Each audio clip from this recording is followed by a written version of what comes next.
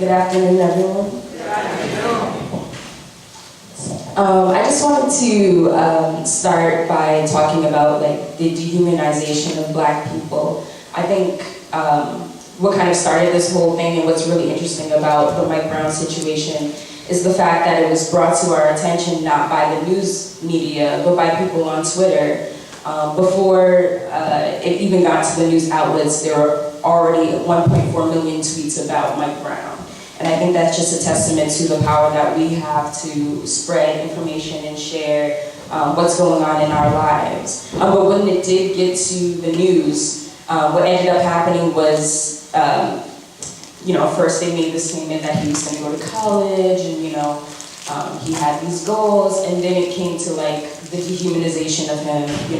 He stole cigarillos and was violent and aggressive, and the news media, which is responsible for sharing information in an unbiased way, did everything that it could to devalue Mike Brown. And this was a person who was walking down the street who got executed, and whose death was handled in the wrong way. And instead we have someone who was villainized in the media.